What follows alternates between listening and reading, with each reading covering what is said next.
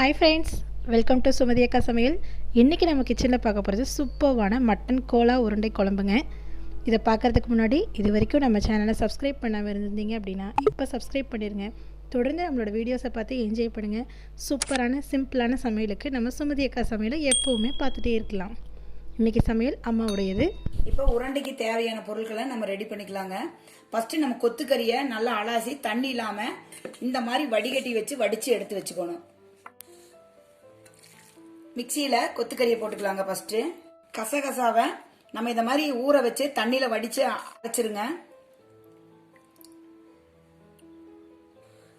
பூண்டு இஞ்சி போட்டுக்கலாங்க. இதில்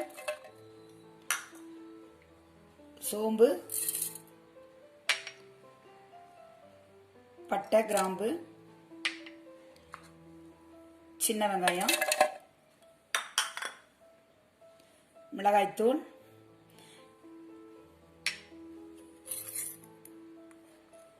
குழம்பு கொஞ்சம் மஞ்சத்தூள் போடுவோம். நம்ம இது கொஞ்சம் போட்டுக்கலாங்க.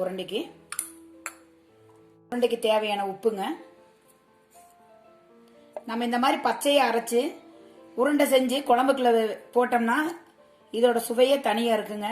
இப்ப நம்ம இதை அரைச்சிட்டு வந்துடலாங்க. இப்ப அரைச்சதை ஒரு பவுலுக்கு மாத்திக்கலாங்க. இப்ப அந்த தண்ணி எல்லாம் இழுக்கிறதுக்காக நம்ம பொட்டுக்கடலை மாவை 3 ஸ்பூன் பொட்டுக்கடலை மாவை கலக்குறேங்க.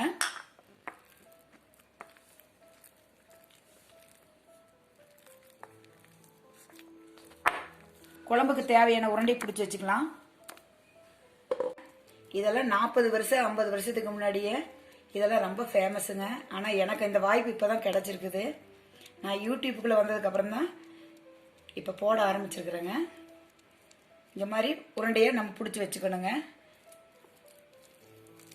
நம்ம குழம்புக்குள்ளே அது உருண்டையை பச்சையாக நம்ம போட்டு வேக வைக்கும் போது குழம்புல நல்லா வெந்து வரும்போது அந்த டேஸ்ட் நல்லா இருக்குங்க. நம்ம ஒவ்வொருத்தரும் எண்ணெய்க்குள்ளே பொரிச்சு போடுவாங்க. புதுசாக செய்கிறவங்க உடையாமல் இருக்கிறதுக்காக அந்த மாதிரி செஞ்சுக்கலாம். நம்மளுக்கு எவ்வளோ பெருசு உருண்டை வேணுமோ அந்த அளவுக்கு நம்ம சைஸ் பிடிச்சிக்கலாங்க. 1/4 கிலோ கொத்துக்கறிக்கு 17 உருண்டை இருக்குதுங்க. இப்போ நம்ம கோலா உருண்டை ரெடி பண்ணி எடுத்து வச்சிட்டோங்க. இப்போ அந்த கோலா உருண்டைக்கு குழம்பு வைக்கிறதுக்கு தேவையான மசால் பார்க்கலாம் வாங்க. இப்போ வடைச்சட்டி வச்சாச்சுங்க. இப்போ வெங்காயம் தக்காளி வணக்கணும். அதுக்கு நல்லெண்ணெய் விட்டுக்கலாம். 50 வெங்காயம், சின்ன வெங்காயம், ஒரு தக்காளி,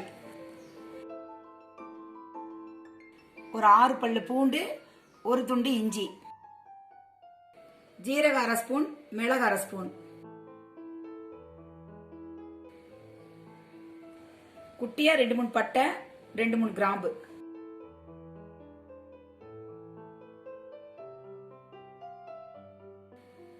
ஒன்றரை ஸ்பூன் மிளகாய்த்தூள், 2.5 ஸ்பூன் மல்லித்தூள். நல்லா வதங்கினதுக்கு அப்புறம் ஆற வச்சு அரைச்சிக்கலாங்க. இப்போ ஆறியாச்சுங்க. கொஞ்சமா மஞ்சப்பொடி போட்டுட்டு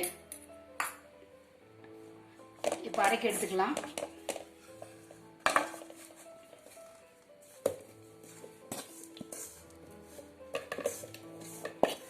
இப்போ அரைச்சிட்டு வந்துடலாம். அரை மூடியில பாதி தண்ணி ஊற்றி அரைச்சிட்டு வந்துடலாங்க. குழம்புக்கு நம்ம வடைச்சட்டியில் எண்ணெய் விட்டுக்கலாங்க. எண்ணெய் காயிட்டும்.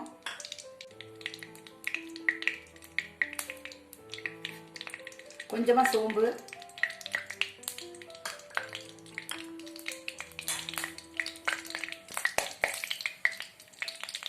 சோம்பு பொரிட்டுங்க.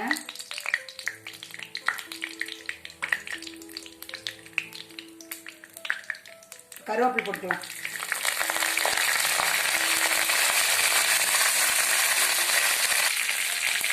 இதில் நம்ம அரைச்சி வச்ச மசாலா ஊற்றிக்கலாங்க.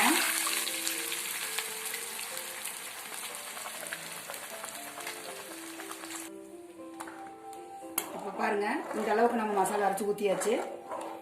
எப்பவுமே எண்ணெயில் அப்படியே இந்த மசாலா நம்ம போடும்போது அது எண்ணெய் மிதங்கி மேலே வர்றதுக்கு நல்ல கலர் கொடுக்குங்க. இப்போ நம்ம தேவையான அளவு உப்பு போட்டுக்கலாம்.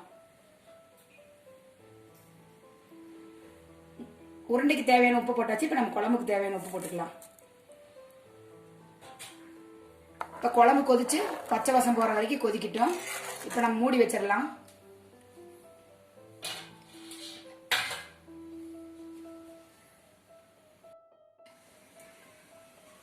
பாருங்க குழம்பு நல்லா கொதிச்சிருச்சு. இப்போ அடுப்பை கம்மி பண்ணிட்டு நல்லா குழம்பு கொதிக்கணும். இப்போ நம்ம ஒவ்வொரு உருண்டையே விட்டுக்கலாம்.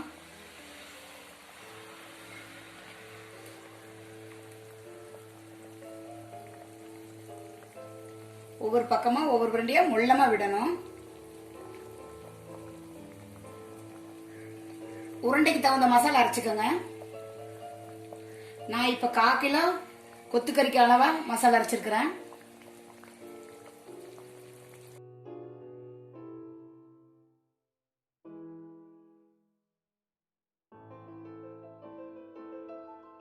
மட்டன் கோலா உருண்டை குழம்பு ரெடி ஆயிருச்சு.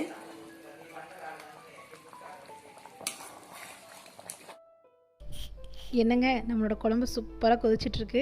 எப்பவும் போல் ஃபைனலாக கொஞ்சமாக கொத்தமல்லி தழை தூவி இறக்கிடலாங்க. இதுதாங்க நம்மளோட மட்டன் கோலா குழம்பு. செம்மையாக இருக்கும். நீங்களும் ட்ரை பண்ணி பாருங்கள். எப்பவும் போல தான் இதை ட்ரை பண்ணி பார்த்து பிடிச்சிருந்தது அப்படின்னா நம்மளோட வீடியோவை லைக் பண்ணுங்கள், ஷேர் பண்ணுங்கள், சப்ஸ்கிரைப் பண்ணுங்கள். மறக்காமல் அந்த பெல் பட்டனையும் ப்ரெஸ் பண்ணுங்கள். அப்போ தான் நம்மளோட வீடியோவை தொடர்ந்து பார்க்க முடியும். Thank you viewers. நெக்ஸ்ட் வீடியோவில் மீட் பண்ணலாம்.